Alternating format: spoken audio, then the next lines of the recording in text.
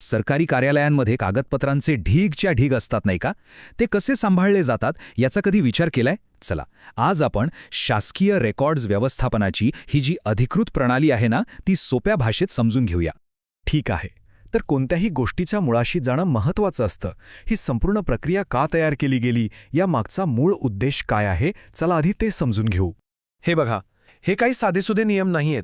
हे महाराष्ट्र शासनाचं एक अधिकृत परिपत्रक आहे. सरकारी कागदपत्रांना कसं हाताळायचं यासाठी एक समानता आणि सुसूत्रता आणणं हा यामागचा मुख्य उद्देश आहे. या संपूर्ण प्रणालीचा केंद्रबिंदू काय आहे माहितीये? तो आहे एक सोपा पण खूप प्रभावी वर्गीकरण कोड. प्रत्येक कागदपत्राला एक खास कोड दिला जातो.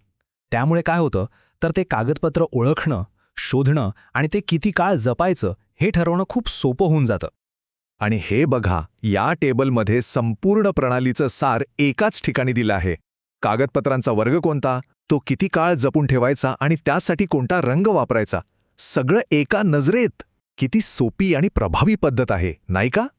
ठीक आहे. तर आता आपण पाहूया की या प्रत्येक वर्गात नेमकी कोणती कागदपत्रे येतात आणि रंगानुसार वर्गीकरण केल्यामुळे हे काम किती सोपं होतं ते आता आपल्या लक्षात येईल.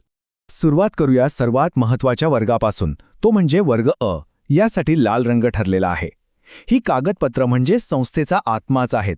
ती इतकी महत्त्वाची आहेत की त्यांना कायमस्वरूपी जपून ठेवलं जातं, म्हणजे ती कधीही नष्ट केली जात नाहीत. आता ही उदाहरणं बघा.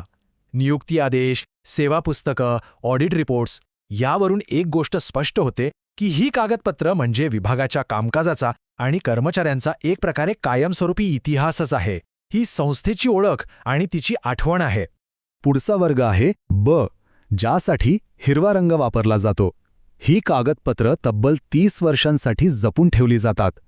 ती कायमस्वरूपी नसली तरी त्यांचं महत्त्व खूप जास्त आहे, विशेषतः भविष्यातील निर्णयांसाठी.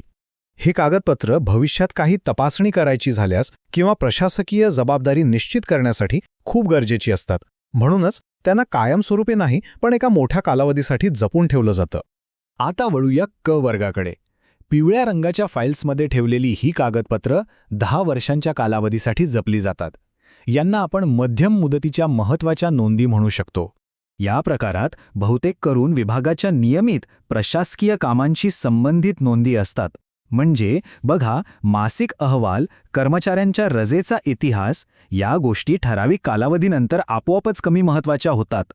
आणि सगळ्यात शेवटी येतो वर्ग ड, ज्याची कागदपत्र निळ्या फोल्डरमध्ये ठेवली जातात. यांचा जतन कालावधी सर्वात कमी आहे, फक्त 1 वर्ष.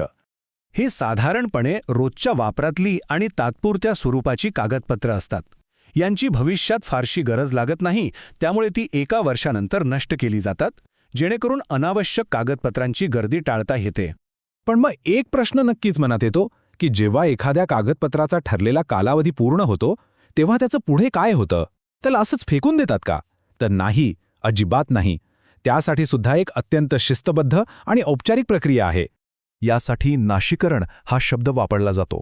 जरी याचा अर्थ नष्ट करणे असा होत असला तरी ही एक अत्यंत काळजीपूर्वक आणि नियंत्रित केलेली प्रक्रिया आहे. यात प्रत्येक टप्प्यावर जबाबदारी निश्चित केलेली असते.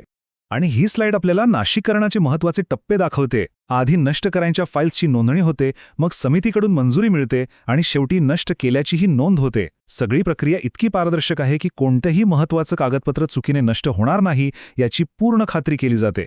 चला आता थोडं थांबून विचार करूया की ही सगळी इतकी सविस्तर प्रक्रिया चांगल्या प्रशासनासाठी म्हणजेच गुड गव्हर्नन्ससाठी इतकी महत्त्वाची का आहे? खरं तर हे एकच वाक्य सगळं काही सांगून जातं. योग्य रेकॉर्ड कीपिंग हा पारदर्शकतेचा पाया, संस्थेची स्मृती आणि उत्तरदायित्वाचा आधारस्तंभ आहे. शेवटी या प्रणालीमुळेच केलेल्या कामांचं पुनरावलोकन करता येतं, इतिहासाचा संदर्भ घेता येतो आणि प्रशासन जनतेला उत्तरदायी राहतं. म्हणूनच या प्रक्रियेचं पालन करणं म्हणजे फक्त नियमांचं पालन करणं नाही, तर भविष्यासाठी पारदर्शकता आणि जबाबदारीचा एक मजबूत वारसा तयार करण्यासारखा आहे. आणि हाच विचार आपल्याला एका प्रश्नाकडे घेऊन जातो. 30 वर्षानंतर तुमची रेकॉर्ड्स कोणती कहाणी सांगतील?